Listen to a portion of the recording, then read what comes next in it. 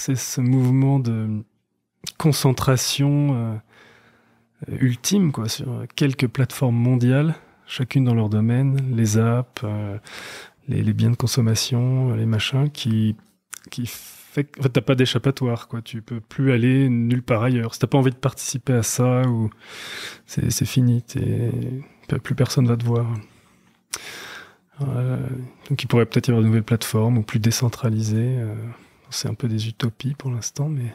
C'est vrai que ça paraît carrément utopique. Enfin, je veux dire, de là à te dire, ok, mais comment je vais utiliser mon iPhone, ou en l'occurrence, je suis pas sur iPhone, moi, mais mon téléphone Android, et puis sans passer par Google ou le Play Store, donc voilà. Sur Android, c'est plus techniquement possible déjà, mais même si dans la réalité, ça l'est moins. Comment je vais utiliser...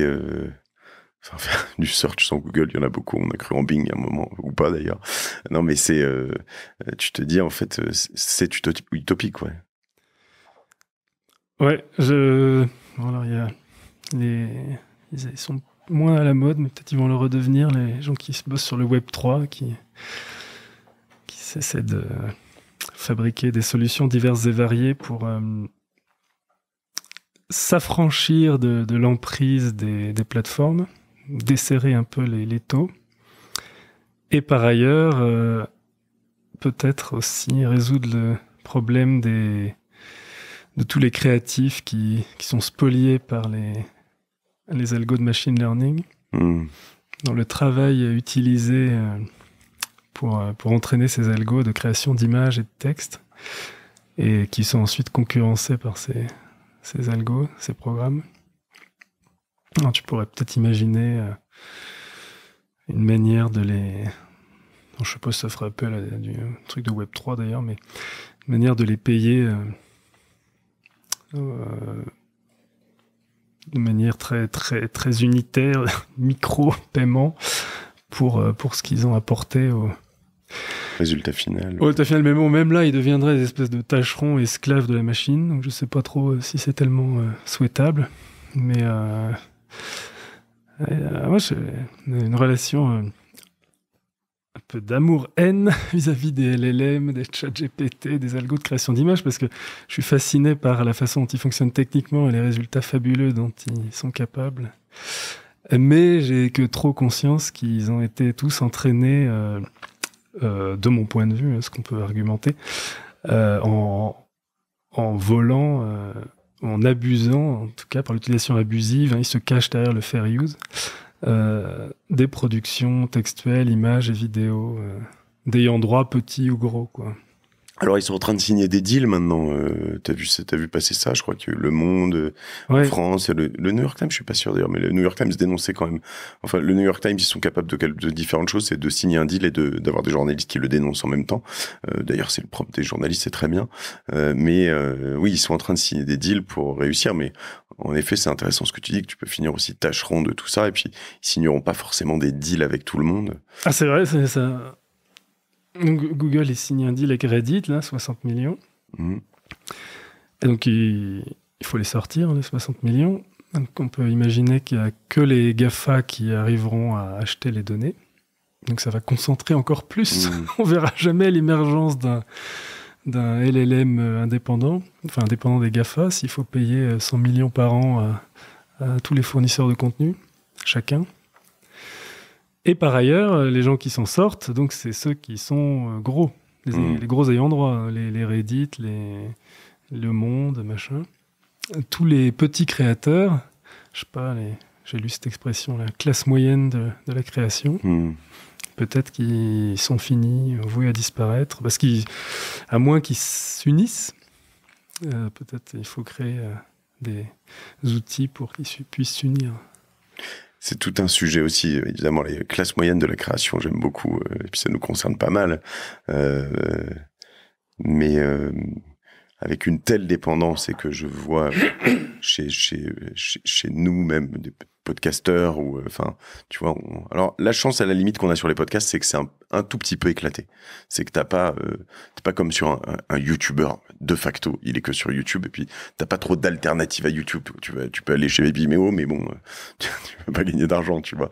Et le fait que ce soit éclaté, ça peut être un peu rassurant sous certains aspects, parce que tu te dis bon, il y a Spotify, il y a Apple, il y a Deezer, il y a voilà, donc sachant qu'ils sont un peu de compète, c'est très bien, mais c'est vrai que c'est intéressant tout ce que tu dis depuis tout à l'heure.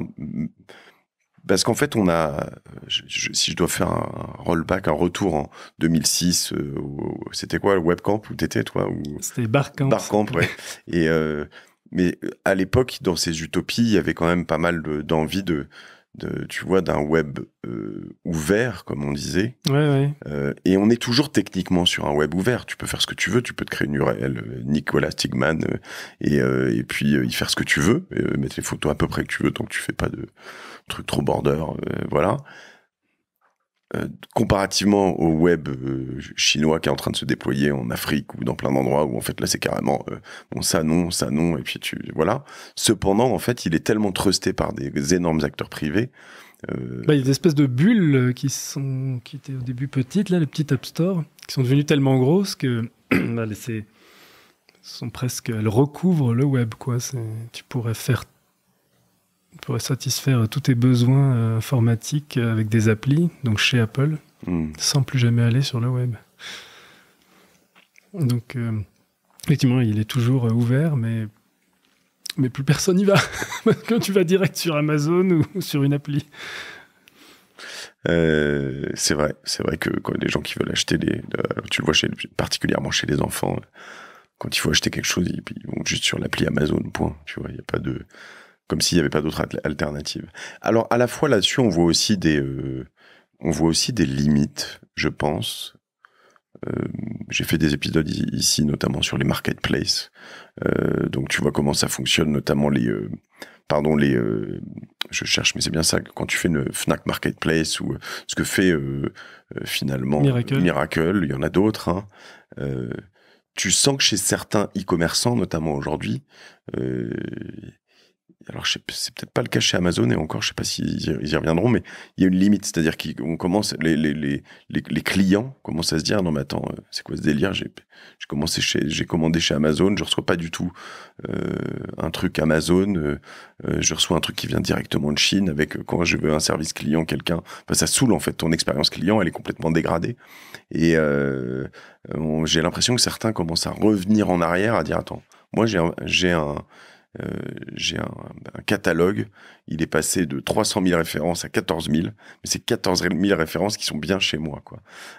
Est-ce que peut-être à un moment on va pas suivre ce genre de mouvement sur d'autres endroits où ça allait trop loin, sur le fait que le problème de la pub, c'est que c'est toujours pareil, t'as un revenu à court terme qui va satisfaire tes actionnaires.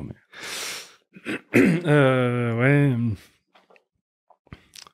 Sur le e-commerce, je suis pas très connaisseur, mais t'as des outils pour... donc, tu as Shopify ou Miracle, selon l'échelle. Après, tu restes évidemment dépendant de la publicité. Donc, tu fais une belle jambe d'avoir ton petit magasin Shopify, personne vient. Et là, tu as à nouveau des monopoles sur les régies publicitaires, quoi. Donc, avec la fameuse disparition des cookies tiers, tu pourrais même imaginer que ça empire, quoi. Google, ils vont proposer là, c'est pas encore public, un paywall de microtransactions qui remplace le cookie tiers. Mais donc c'est Google. Donc si le standard est adopté... Donc ce serait tu payerais par Google uniquement. Tu aurais une espèce de login, wallet qui permettrait par exemple d'acheter alors ça pourrait être sympa pour l'utilisateur, comme souvent ce que fait Google d'ailleurs, de payer une poignée de centimes instantanément sans avoir créé de compte nulle part pour lire un article d'un journal auquel t'es pas abonné.